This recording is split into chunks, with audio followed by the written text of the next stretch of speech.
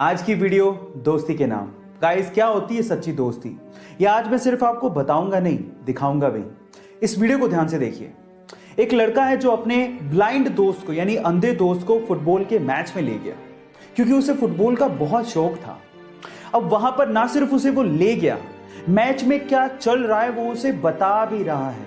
और गाइस, अपनी दोस्त की आंखों से वो अंधा दोस्त मैच के मजे ले रहा है, मैच को एंजॉय कर रहा है।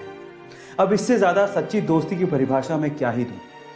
गाइस, अपने दोस्तों के साथ, स्पेशली अपने सच्चे दोस्त के साथ इस वीडियो को जरूर शेयर करिएगा। क्या आप लोग आईपीएल देखते हैं? और अगर आप आईपीएल देखते हैं तो मेरे पास आपके लिए आईपीएल से रिलेटेड एक ऐसा सवाल है जिसका जवाब अधिकतर आईपीएल देखने वालों को पता तक नहीं होता। तो चलो मैं आपको सवाल बताता हूं, आप भी बताइएगा कि इसका जवाब आपको आता था या नहीं आता था। सवाल यह है कि आईपीएल की ट्रॉफी के ऊपर एक मैसेज लिखा होता है। क्या आप बता सकते हैं कि वो मैसेज कौन सा है और उसका मतलब क्या होता है? तो चलिए मैं आपको इसका जवाब बताता हूं। इसका जवाब यह है कि आईपीएल की ट्रॉफी के ऊपर संस्कृत में एक लाइन लिखी होती है। वो लाइन है यत्र प्रतिभा अवसरा प्राप्नोति ही, और उसका मतलब होता है यहां प्रतिभा अवसर प्राप्त करती है। क्या इसके पहले तक ये फैक्ट आपको पता था? और अगर नहीं पता था तो चैट सेक्शन में जरूर लिखिएगा। और पंकज त्रिपाठी, आज के समय उन्हें कौन नहीं जानता है, एक्टिंग इंडस्ट्री में एक बहुत बड़ा नाम है। एक बार उन्होंने अपने एक इंटरव्यू में एक बहुत ही जबरदस्त बात कही। उन्होंने कहा कि जब वो 10वीं क्लास में थे तो उनके पिताजी ट्रैक्टर खरीदना चाहते थे, लेकिन वो ट्रैक्टर नहीं खरीद पाए। लेकिन उस वक्त अगर उनके पिताजी ट्रैक्टर खरीद लेते तो पंकज जी के मुताबिक आज वो किसी खेत में ट्रैक्टर चलाकर खेती कर रहे होते और इंडस्ट्री में इतना बड़ा नाम नहीं कमा पाते। उसके बाद जो पंकज जी ने कहा वो आप लोगों को सुनना चाहिए। उन्होंने कहा कि जिंदगी में कभी कभार हमें अगर कोई चीज नहीं मिलती तो उस वक्त उसका मलाल होने लगता है, लेकिन बाद में आगे चलकर समझ में आता है कि उस वक्त जो हुआ वो ठीक ही था। इसलिए जिंदगी अगर आपको हरा रही हो तो आप समझ लीजिएगा कि आपके साथ कुछ अच्छा होने वाला है। आपको पंकज जी की बात सुन के कैसा लगा चैट सेक्शन में जरूर लिखिएगा। और दुनिया के 4 अरबपतियों की 4 मोस्ट पावरफुल हैबिट्स में से हैबिट नंबर 3 मैंने ली है दुनिया के सबसे युवा अरबपति और फेसबुक, व्हाट्सएप और इंस्टाग्राम के ओनर मार्क जकरबर्ग से। वो ये कहते हैं कि मैं हमेशा अपने आप को चैलेंज देने में बिलीव रखता हूं।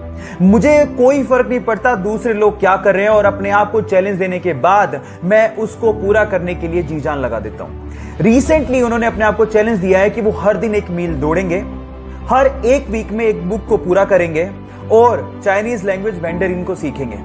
मेरा सवाल आपसे यह है कि आप में से कितने लोग अपने आप को चैलेंज देते हैं और उसे पूरा करने में अपना पूरा दम लगा देते हैं? सो गाइस, बाकी बची हुई हैबिट के लिए मुझे फॉलो करना मत भूलिएगा।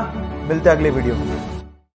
जब पहली बार वो टेस्ट सेशन के लिए ग्राउंड पे उतरा तो बहुत सारे फुटबॉल प्लेयर उसके बोने कद को देख के हैरान रह गए, लेकिन जब उसने परफॉर्म किया तो सब एक ही बात बोल रहे थे कि ये लड़का फुटबॉल खेलने के लिए पैदा हुआ है। बस फिर क्या था, बार्सिलोना क्लब ने उसे जिंदगी का पहला कॉन्ट्रैक्ट दिया। उसके बाद उसने जिंदगी में पीछे मुड़ के नहीं देखा। वो वर्ल्ड का मोस्ट वैल्यूएबल फुटबॉल प्लेयर बना। इसके अलावा वो हाईएस्ट पेड फुटबॉल प्लेयर भी बना। उसका नाम है लियोनेल मेसी।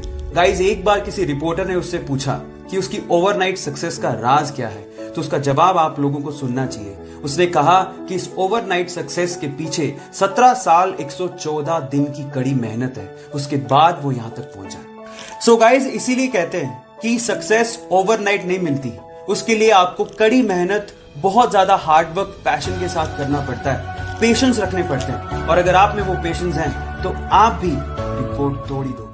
वर्ल्ड के 4 बड़े अरबपतियों की 4 मोस्ट पावरफुल हैबिट्स में से हैबिट नंबर 2 मैंने ली है वर्ल्ड के 3rd रिचेस्ट पर्सन और सबसे बड़े इन्वेस्टर वॉरेन बफेट से। वो ये कहते हैं कि अगर आप किसी एक बड़े आइडिया को हाँ कहते हो तो आपको 100 छोटे छोटे आइडियाज को ना कहना पड़ेगा, चाहे वो कितने भी प्रभावशाली क्यों ना हो। हर इंसान एक ही समय में बहुत सारी चीजों पे फोकस नहीं कर सकता, इसीलिए किसी एक आइडिया पर फोकस करना तो इंपॉर्टेंट है ही, बाकी चीजों से अपना ध्यान हटाना भी उतना ही ज्यादा इंपॉर्टेंट है। इसीलिए वो अपने पूरे दिन में 80% समय में बुक्स पढ़ते हैं और बाकी समय में अपने प्रोफेशनल ग्रोथ पे ध्यान देते हैं। बस इससे ज्यादा कुछ नहीं। बाकी बची हुई हैबिट्स के लिए मुझे फॉलो करना मत भूलेगा। मिलते हैं अगले वीडियो में।